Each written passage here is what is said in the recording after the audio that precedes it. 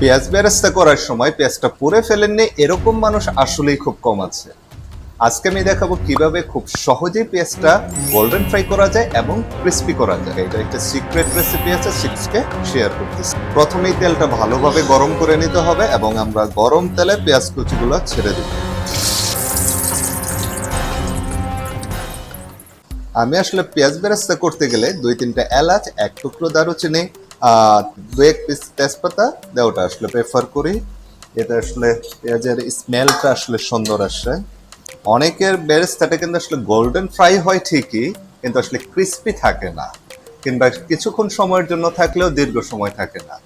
পেঁয়াজটা আপনার ক্রিস্পি রাখার জন্য একটা সিক্রেট হচ্ছে এতে আপনি 1 টিস্পুনের মতো সুগার এড করে দিবেন।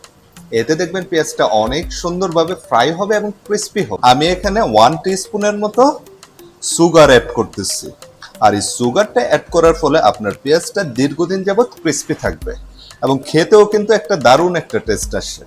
মিডিয়াম হিটে আসলে ফ্রাই করতে হবে। আর পেঁয়াজটা গোল্ডেন ফ্রাই হওয়ার পর কিন্তু আসলে খুব বেশি টাইম পাওয়া যায় না, খুবই অল্প সময়ের ভিতরে পেঁয়াজটা নামিয়ে ফেলতে হয়। এগুলো কিন্তু একটু ফ্লাফি হয়ে আসতেছে। 2-1 মিনিটের ভিতরেই হয়ে যাবে ইনশাল্লাহ।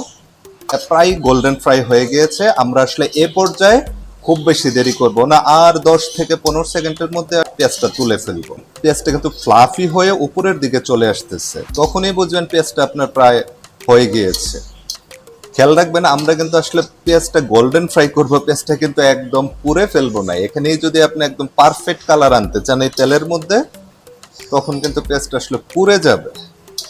তো আমরা এখান থেকে একটু কম রাখবো। দেখুন, খুব ভালো করে দেখুন, জাস্ট এরকম কালার আসলেই কিন্তু আসলে আমরা পেঁয়াজটা তুলে ফেলবো। এবং এটা রাখার পরে কিন্তু আরেকটু সুন্দর কালার আসবে।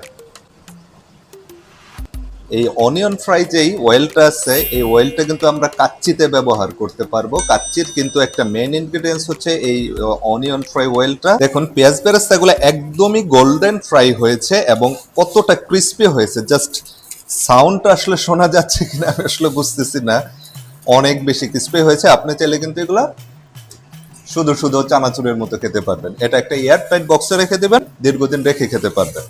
আমি পেঁয়াজ বেরেস্তাটা করেছি কাচ্চি রান্না করার জন্য। আমি দেখাবো কিভাবে একটি মশলা দিয়ে কাচ্চি রান্না করা যায়, তাও আবার খুবই সিম্পল ভাবে, খুব সহজ ভাবে। কেউ যদি জীবনে কাচ্চি রান্না নাও করে থাকেন, সেও কিন্তু খুব সহজ ভাবে আমার এই রেসিপি দিয়ে জাস্ট একটি মাত্র মশলা দিয়ে কাচ্চিটি রান্না করতে পারবেন। কাচ্চির ভিডিও আসতেছে, পেজটি ফলো করে রাখুন। আমি আজকেই কাচ্চি রান্না করব, জাস্ট আপলোড দিতে 2-1 দিন দেরি হতে পারে। ওকে, সি ইউ।